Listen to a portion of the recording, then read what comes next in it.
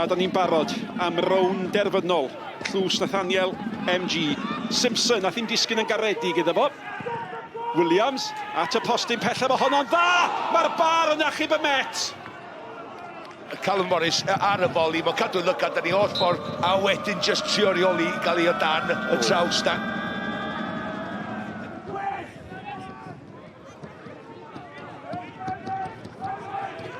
Evans, dal i fynd. O, mae mewn fan hyn. O, Elliot Evans yn cael ei rwystro gan dacl bendigedig. Bendigedig. Yna'n lle ni'n cael gwmheniad iddo fan agwedd. Dim lle o gwbl. Callum yn dod o nunlla. Mae gennych chi Mendes, mae gennych chi Horan. Ac ar ben hynny mae gennych chi Simpson. I gyd o dan y bar, i gyd o dan drwy'n y golwr, ond oedd angen gwasanaeth da ac oedd hwnna'n gic siomedig iawn gan Owens. Nawn ni gael cyfle arall i'r hoeddi mewn. Mewn â hi!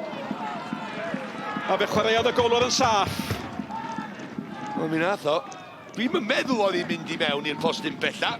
Mae o'n neud y cyffyrddiad just rhagom bod hi yn. Ydli, twyllo McCarthy. Mae mor anodd cael y bêl ola na mewn. Honna well yn sylwyd amdani! Fedrai'n coelio'r peth. Mae di'n neud y gwaith caled i gyrraedd yna. Alex Lang. O bosib yn mynd i gymryd cic ola y 90 munud. Ydi wir, dyna ni. Da ni wedi cael glaw. Da ni wedi cael gwynt. Da ni ddim wedi cael goliau. Mae'n mynd i giciau o'r smotyn. Mae'r dorf yn ei lle. A mae Cei Connah syth lawr y canol ar y blaen. Mae o'n troi i gefn ar y bêl. Dwi'n mwyn pam, dwi byth yn hoffi gweld chwaraewr yn gwneud hynny cyn cymryd cic o smotyn. Ond mae Elliot Evans di arfer. Nath y golwr yn dda, ond ddim digon da. Ydli. Lewis i Gornel, llawn hyder. Craven i'w chymudu. Fel tasa fod i bod ar y maes, gydol y pnawn. Chris Owens. Maen nhw'n giciau da, bob un. A'r nesa di McCarthy. Fydd i galon o'n curo. Bwm, bwm, bwm. Jamie Insel. John Oedi. O, nath o smonach lwyr o hwnna. Na, ti'n gwybod, maint o weithiau, da ni wedi gweld hyn. Ond pan mae ddim yn digwydd, ti'n edrych fel na, fel ffwl a edrych am matab. Mae Warman yn mynd i ryfel dros met.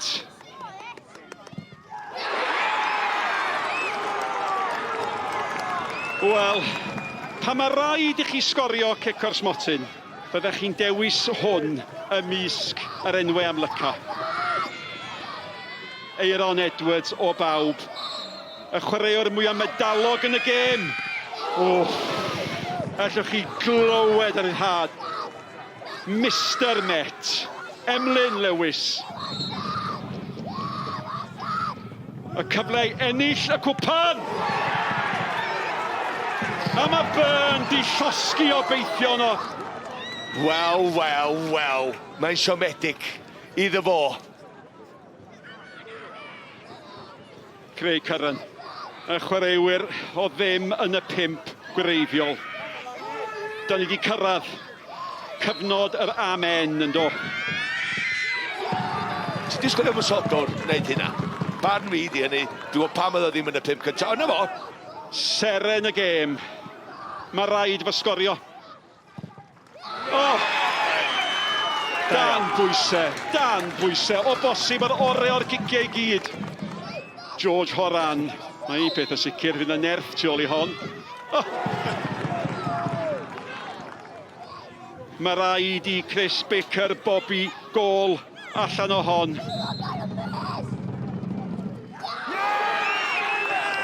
Maen nhw'n giciau da. Maen nhw yn. Ydy Holmes yn mynd i'r hoeddi adre. Mae cornel ucha fe yr hwyd yn mynd i fod yn brifo, mae'r bêl yn ei ddarau mor aml. Sam Jones, oedd hi'n beniad hyfryd ganddo fo'n erbyn y Flint. Penwythnos diwetha. Mae'n gallu taro nhw'n isel efo'i draed hefyd. Pŵl.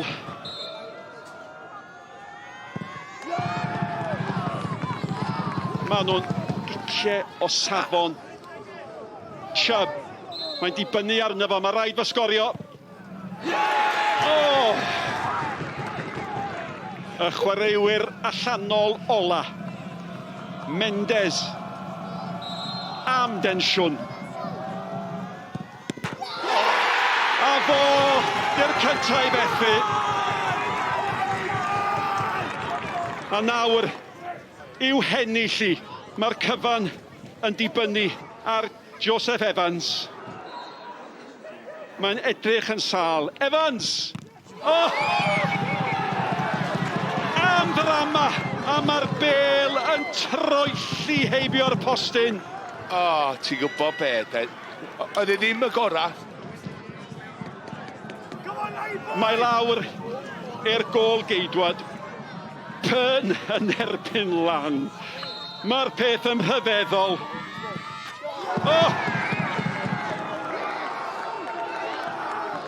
Am chwip o gic.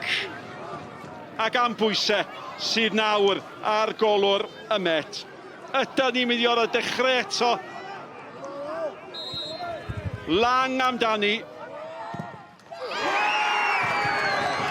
A rownd â ni mewn cylch. Dwi ddim yn cofio gweld hyn erioed. Mynd nôl y cylch llawn i'r dechrau. Dyma'r 12fed gic o'r smotyn. Am gystadleuaeth ryfeddol. Cosi blaen bysedd y golwr. Y pwysau ar Evans. Mae yna bwysau ar bawb nawr. Postyn! Postyn! A mae hynny wedi costio'r cwpan. Chwaraewyr Cei Connah yn rhithro at ei golwr. Golygfeydd o orfoledd. Ond dwi ddim wedi gweld cystadleuaeth giciau o'r smotyn fwy rhyfeddol yn y mywyd. Enillwyr Tlws Nathaniel, MG, tymor 2021, 2022 ydy clwb Cei Connah.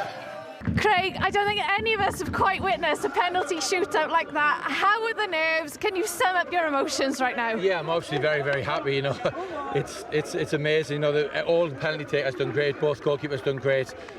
You know, it wasn't a fantastic game overall. I think the last 10-15 minutes we put a lot of pressure on them, but didn't have the opportunity to score. But I'm just pleased to keep the trophy, and take it back home for us. You know, it's been a tough time for us with my mum passing away lately, and it's I'm just really pleased. And what about so sorry to hear that, Craig. And what about the game itself? Because Matt, they didn't make life easy for you. No, they're not. They're a tough team to play. They're a tough team to play. They're young, they're energetic. Christian's a very good coach, and it's always hard against them. They've proved lately that they've had a real good run of form, and they're a hard team to play against, a hard team to beat. But you win however you can win, and the lads deserved it out on the pitch. Fantastic, done absolutely amazing. All the prep done in the lads to keep the cool, and then Ollie to make some saves. It's brilliant. As a manager, stranger to winning cups, your first one as Connah's key manager. It is the first one as Connah's key manager, and hopefully not the last. Ollie, I hope you've had a minute to catch your breath. First of all, talk us through that penalty shootout. Have you ever emotionally been involved in anything like that before? No, never. For it to go a full way through, I've been in a couple and it's never happened. It's normally 6 or 7 penalties and then that's it done. For it to keep going and going and going, yeah, it was when it came round to me. I've never felt that before. It was ridiculous. Honestly, I'm fine when I'm in there saving them, but when it comes to me taking one, I stood there and thought, what am I doing?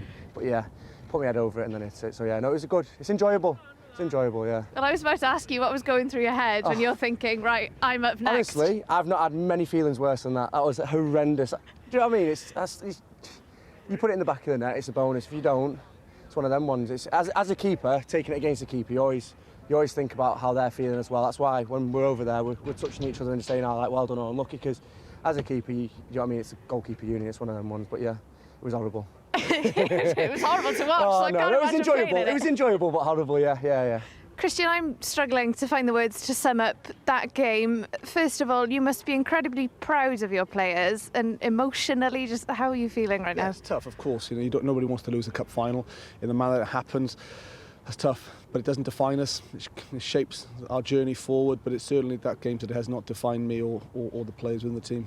Talk us through the penalty shootout. I don't think any of us have witnessed anything like that before. How are the nerves at the side of the pitch? It's not very nice. You know, you ask the players to really be bold and be brave, and that's every single player did that, both for Connah's Quay and ourselves. And from our perspective, we had 2 chances to close it out, and we didn't do that. So that happens. But I'm really proud of the players in difficult conditions for both sets of their players. You know, it was really windy, and the game was not probably a spectacle to watch either. But we dug in there, and we defended well against a very strong wind and a very good side.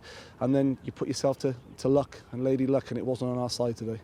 Eiron, sa'n credu ni'n gallu cofio watchan penalty shootout fel la o'r blaen. Siwr i ti'n teimlo? Na, ti'n bod, dim beth yn ei chwarae am, ti'n bod, i ennill, ti'n bod, Cwpan Nathaniel, ti'n bod, ond ni'n lwcus yn y diwedd, ti'n bod, yn dau save, a nhw efo 2 chance i ennill, ond ti'n bod, pan ni wedi ennill, a da ni'n gyd yn hapus.